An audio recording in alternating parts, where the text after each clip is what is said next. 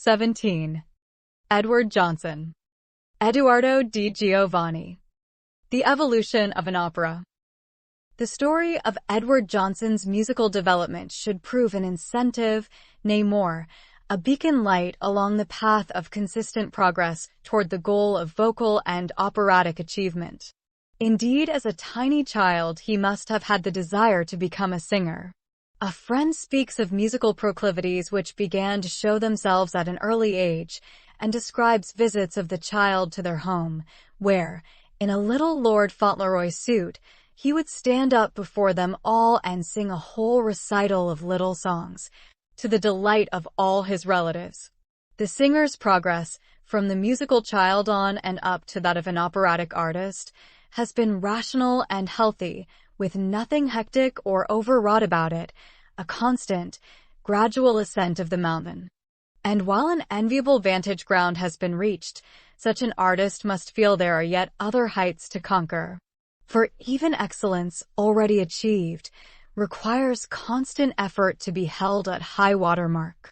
And the desire for greater perfection, which every true artist must feel, is a never-ending urge to continued struggle.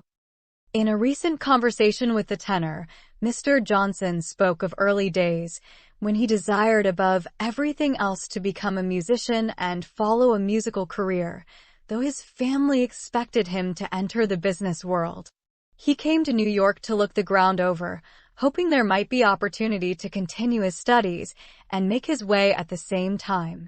He was fortunate enough to secure a church position, and sang subsequently in some of the best New York and Brooklyn churches. After this period, he did much concert work, touring through the Middle West with the Chicago Symphony Orchestra and singing in many music festivals throughout the country. But church and concert singing did not entirely satisfy. He longed to try his hand at opera, in short, to make an operatic career. He was well aware that he would not find this field nor gain the necessary experience in America. He must go to Italy, the land of song, to gain the required training and experience. He was also fully aware of the fact that there was plenty of hard work and probably many disappointments before him, but he did not shrink from either. "Fortunately, I have a fund of humor," he said, and there was a twinkle in his eye as he spoke. "It is a saving grace, as you say. Without it, I believe I should have many times given up in sheer despair." Mr. Johnson went to Italy in 1909, beginning at once his studies with Lombardi in Florence. In the 10 years of his absence from his homeland, he has built up a reputation and made a career in the great operatic centers of Italy, Spain, and South America. After his debut in Padua, he became leading tenor at La Scala, Milan, for 5 consecutive seasons. In Rome, he spent 4 seasons at the Costanzi Theater, in the meantime making 2 visits to the Cologne Theater, Buenos Aires, and filling engagements in Madrid, Bologna, Florence, and Genoa. How could I stay away from America for such a length of time? You ask. For various reasons. I was getting what I had come to Italy for, experience and reputation. I was comfortable and happy in my work. I loved the beautiful country, and the life suited me. The people were kind. I had my own home in Florence, which is still there, and to which I can return when my season is over here. Best of all, I had the opportunity of creating all the new tenor roles in the recent operas of Puccini, Montemezzi, Pizzetti, and Gradico. I also created the role of Parsifal in Italian, and the first season at La Scala, it was performed 27 times. With your permission, let us go a little into detail in regard to the needs of the young singer and his method of study, so that he may acquire vocal mastery. What do you consider the most important and necessary subject for the young singer, or anyone who wishes to enter the profession, to consider?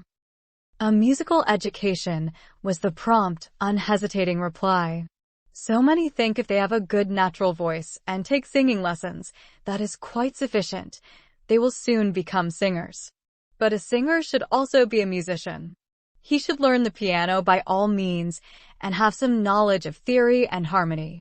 These subjects will be of the greatest benefit in developing his musicianship. Indeed, he cannot well get on without them. A beautiful voice with little musical education is not of as much value to its possessor as one not so beautiful, which has been well trained and is coupled with solid musical attainments. A musical career.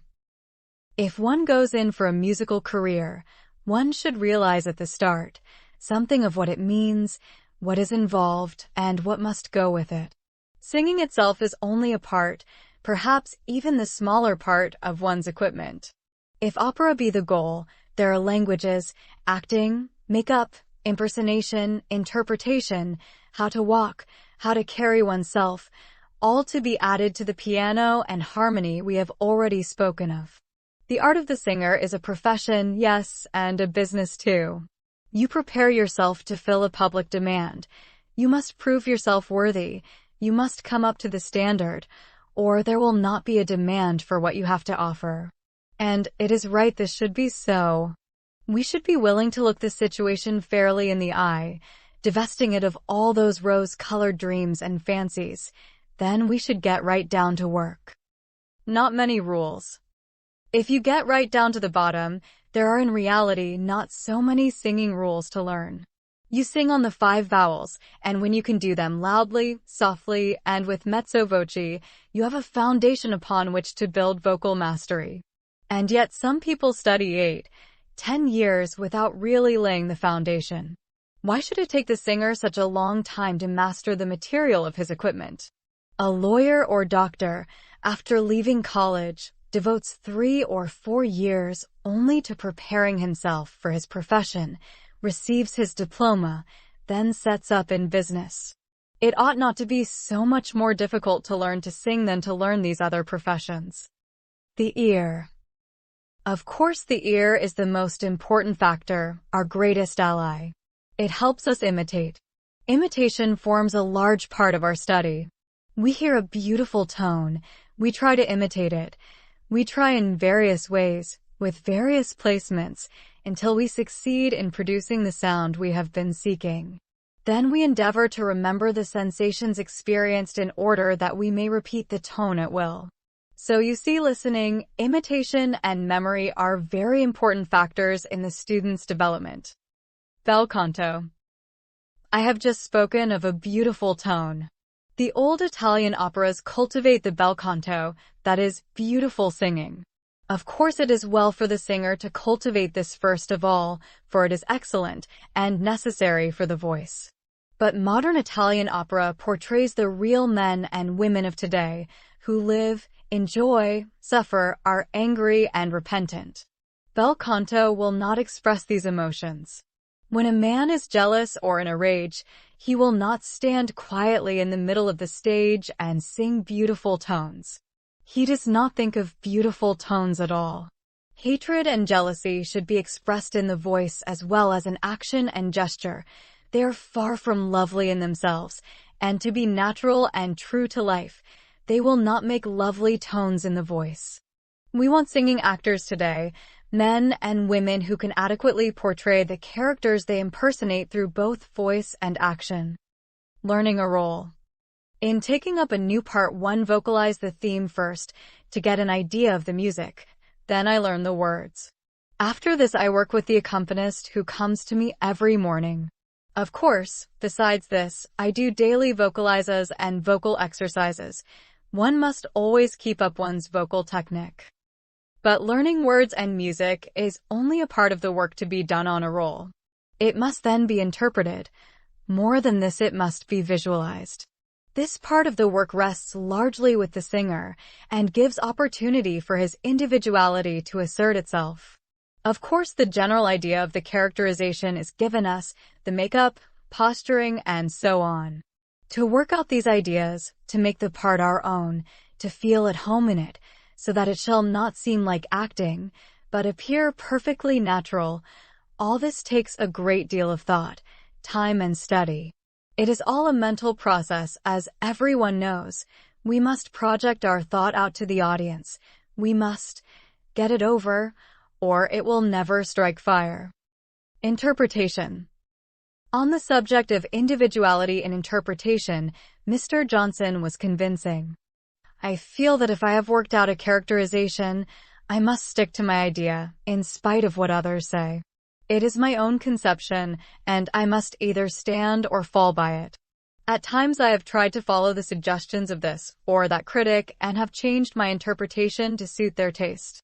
But it always rendered me self-conscious, made my work unnatural, and caused me speedily to return to my own conception. Learning by doing. The singer finds the stage a great teacher. Before the footlights, he has constant opportunity to try out this or that effect, to note which placement of the voice best fits the tones he wishes to produce. Then, too, he soon learns to feel whether he has made the impression he had hoped, whether he has the audience with him.